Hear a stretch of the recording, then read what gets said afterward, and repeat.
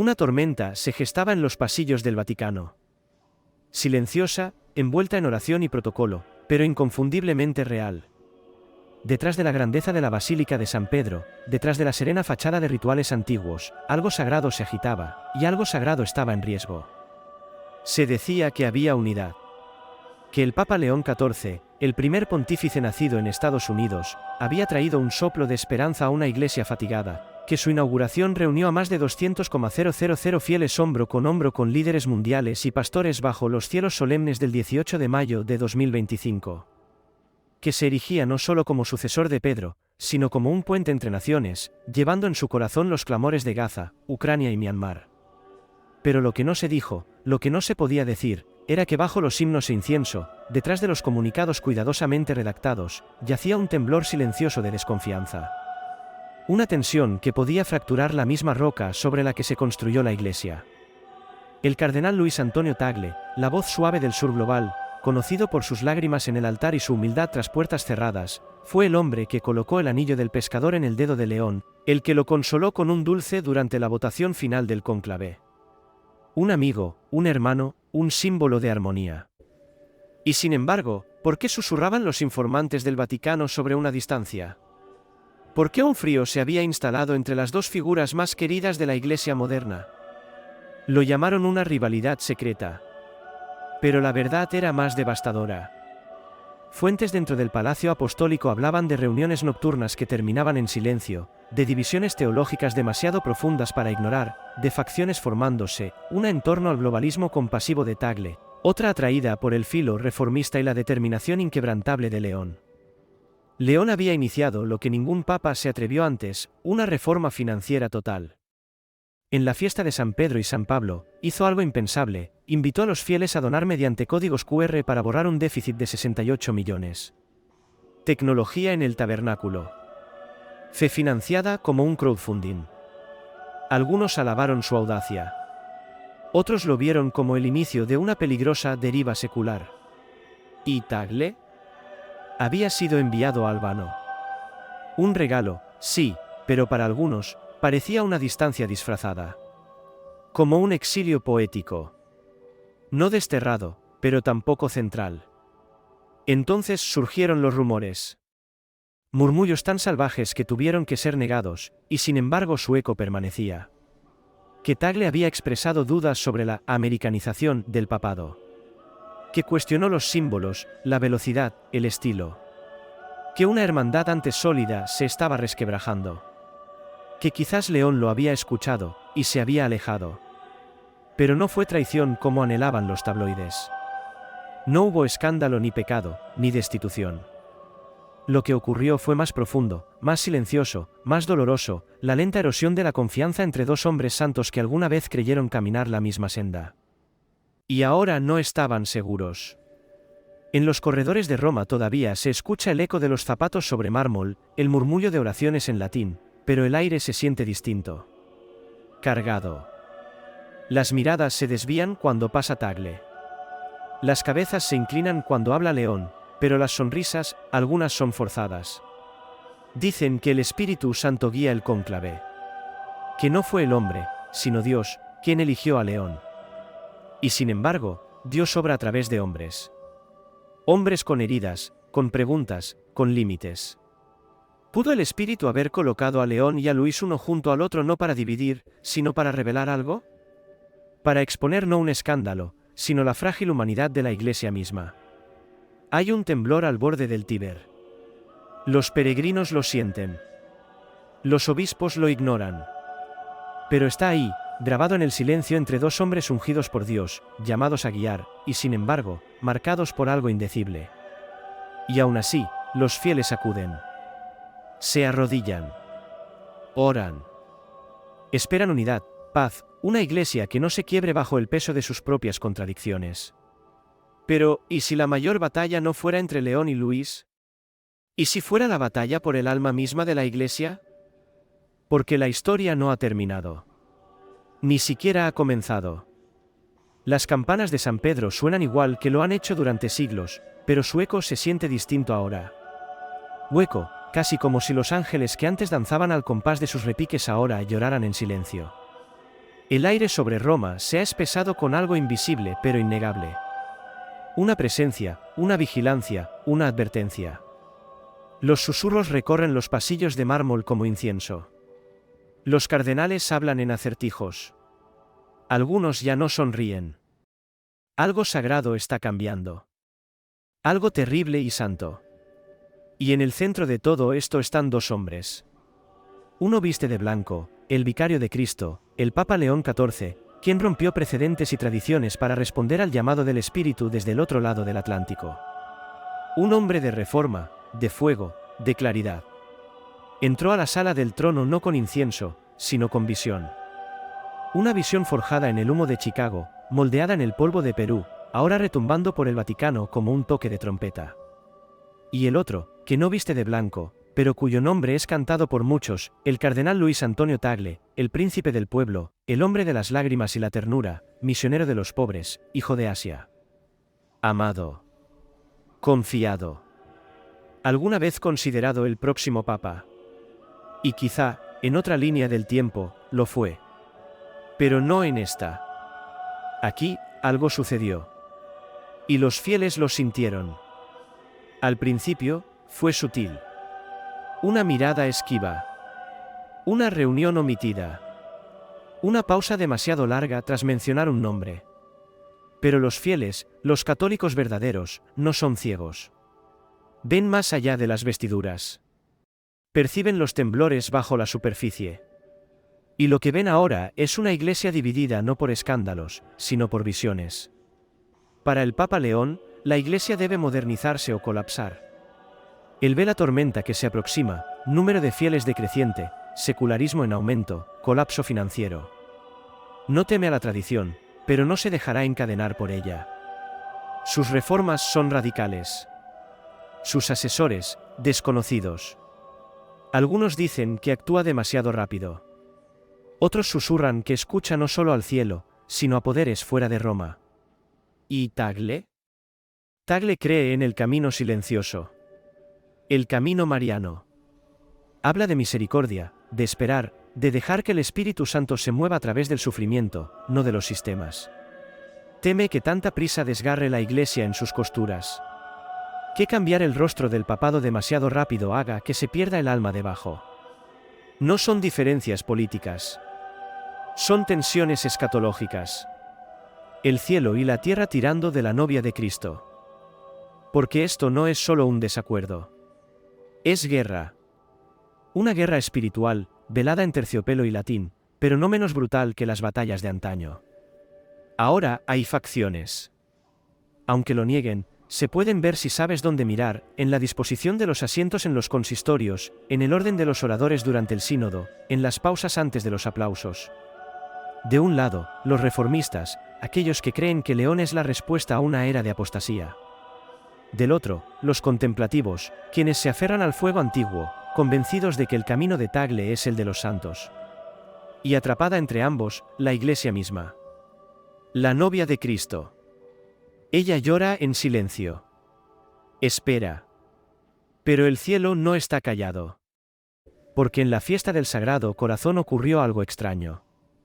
Un obispo en África, en medio de la misa, colapsó.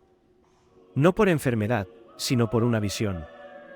Testigos aseguran que se levantó minutos después, tembloroso, y declaró: «He visto a la iglesia vestida de blanco, y sangraba. He visto dos estrellas colisionar sobre el Vaticano y escuché una voz que decía: ha comenzado el tiempo del sacudimiento». Muchos lo descartaron, pero otros no. Porque 3 noches después, un rayo golpeó la cúpula de la Basílica de San Pedro. Otra vez. ¿Como la noche en que Benedicto XVI renunció, coincidencia, o algo más? Y luego llegaron las cartas. Anónimas. Selladas con cera. Entregadas por manos desconocidas. Advertencias sobre un círculo secreto dentro del Vaticano. Un grupo leal ni a León ni a Tagle. Un tercer poder. Silencioso. Oculto. Antiguo. Se hacen llamar custodes lucis, los guardianes de la luz.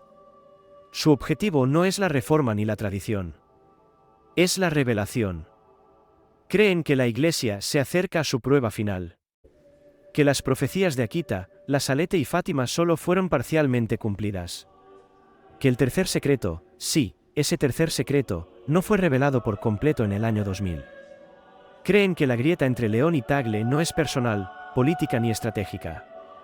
Fue profetizada. Que surgirían dos hombres, uno del oeste, uno del este. Uno de trueno, uno de lágrimas. Y entre ellos, el cáliz de la iglesia. Pero el cáliz se está agrietando. Porque la batalla ya no se trata de dinero o medios. Se trata de sentido. De si la iglesia sobrevivirá al sacudimiento que se avecina. Y no te equivoques, viene. Ya han comenzado las señales. Estatuas que lloran en Brasil. Eucaristías que sangran en Alemania. Una cruz que cayó de cara en Manila sin viento ni temblor. Y una señal más, demasiado extraña para ignorar. Una monja de clausura en Sicilia, muda durante 20 años, habló repentinamente durante la adoración. Sus palabras fueron: la novia debe pasar por el fuego. Dos pastores, uno llorará, el otro huirá. La sangre alcanzará los escalones, y las puertas gemirán bajo el peso del cielo. Esto fue grabado. El obispo intentó silenciarlo. Pero se difundió, de convento en convento, de alma en alma. Ahora los fieles miran. Esperan. ¿Quién será el pastor que llora? ¿Quién huirá? ¿Y quedará alguno en pie cuando el polvo se disipe? Porque ahora hay algo más profundo en juego. Un misterio no escrito en el derecho canónico, sino en el libro del Apocalipsis. Un sacudimiento no de política, sino de profecía. La ciudad santa tiembla. Roma se siente demasiado callada. Y sobre el altar donde Pedro yace sepultado, una sombra pasa sobre la cúpula como una ala. Los fieles se levantan, algunos con miedo, otros con fuego, porque saben que la novia está siendo purificada. Pero antes del amanecer debe haber oscuridad. Y así, el velo sigue levantándose. Pero lo que revela no es la comodidad de la claridad. No. Es algo mucho más terrible, mucho más sagrado. Porque la novia de Cristo no está siendo adornada. Está siendo despojada. Purificada con fuego y trueno hasta que solo quede lo eterno. En el silencio de la medianoche, en lo más profundo de los archivos vaticanos, detrás de 7 puertas selladas donde pocos han pisado, se descubrió un documento. Un pergamino envejecido por el tiempo, la tinta desvaída al color de la sangre seca. No tenía firma, ni sello. Solo una frase escrita en latín antiguo, y se dividirá entre la luz y la luz. Al principio lo descartaron como otro fragmento perdido de algún monje olvidado, pero cuando fue traducido y mostrado al Papa León XIV, lloró. Testigos dicen que cayó de rodillas, no por miedo ni por debilidad, sino por una revelación. No convocó ninguna reunión ni emitió ningún decreto, pero a la mañana siguiente cambió su anillo de oro por uno de plata, un gesto humilde, un mensaje silencioso. Algunos dijeron que significaba humildad, otros que significaba duelo, pero los antiguos místicos sabían que la plata es para la luna, para el reflejo, para la noche antes de la resurrección. Y no sería la única señal, porque algo más, algo inconcebible, comenzó a ocurrir. Uno por uno, cardenales de todo el mundo reportaron un fenómeno. Durante la oración privada, el crucifijo en sus capillas desaparecía por un instante, solo para volver sangrando por los pies. No figuradamente, físicamente. Sangre real, y siempre a la misma hora, 3:33 de la madrugada, la hora de la decisión, la hora en que Judas besó al Señor. El Vaticano negó los hechos, silenció a los testigos, pero ya era tarde, demasiados habían visto, demasiados habían sentido el ardor en sus corazones. El Espíritu Santo se estaba moviendo, no con consuelo, sino con convicción, porque la Iglesia había llegado finalmente a su umbral. Entonces sucedió. El 16 de julio, en la festividad de Nuestra Señora del Carmen, se convocó una reunión, una asamblea no anunciada de los cardenales de más alto rango. Sin prensa, sin ceremonia, solo silencio. Dentro, el Papa León se presentó con una reliquia jamás mostrada al público, el velo de Verónica, guardado en una capilla oculta desde los tiempos de Urbano V. No lo alzó para exhibirlo, sino para desafiar. Y lo que dijo, nadie lo esperaba: la novia sangra no por las heridas de sus enemigos, sino por el silencio de sus pastores. Si no estamos dispuestos a morir por ella, ya la hemos traicionado. Luego se volvió hacia Tagle y le ofreció las llaves. Sí, las llaves de Pedro. Los testigos se quedaron sin aliento. Las lágrimas cayeron. Por un instante, la iglesia contuvo el aliento. Pero Tagle rehusó. Se arrodilló ante León y susurró palabras que solo Dios y algunos santos pudieron oír. Y entonces ocurrió lo sobrenatural. El crucifijo detrás de ellos comenzó a irradiar luz. No en llamas, no en oro ni en plata. En blanco. Blanco puro. En ese momento, los dos hombres se abrazaron. El cielo se abrió. Los presentes afirmaron que la habitación se llenó con el aroma de lirios, rosas e incienso, aunque no se había encendido ningún incensario. Y una voz, suave y penetrante, se oyó en cada alma: ahora tengo dos corazones que laten como uno. Ahora puedo comenzar la purificación. La reunión terminó sin declaraciones, sin conferencias de prensa, solo con silencio. Pero desde ese día, todo cambió. León y Tagle comenzaron a caminar juntos, a predicar juntos, a sangrar juntos. Y las facciones, los custodes Lucius, se rebelaron no como rebeldes, sino como guardianes, no como enemigos, sino como instrumentos de purificación. Ellos divulgaron las páginas faltantes del tercer secreto de Fátima. Y no hablaban de guerra, ni de Rusia, ni de plagas o fuego. Hablaban de división, de una iglesia fracturada por el orgullo, que solo podría sanar mediante el sufrimiento. El secreto advertía sobre dos papas que no lucharían entre sí, sino que ambos se arrodillarían. Que solo cuando ambos corazones se rindieran, la esposa podría vestirse de blanco nuevamente.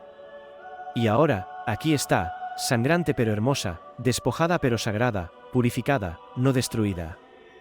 Y el giro que nadie vio venir: esto nunca fue sobre León, nunca fue sobre Tagle, ni sobre facciones, ni siquiera sobre profecía. Fue sobre nosotros, los fieles.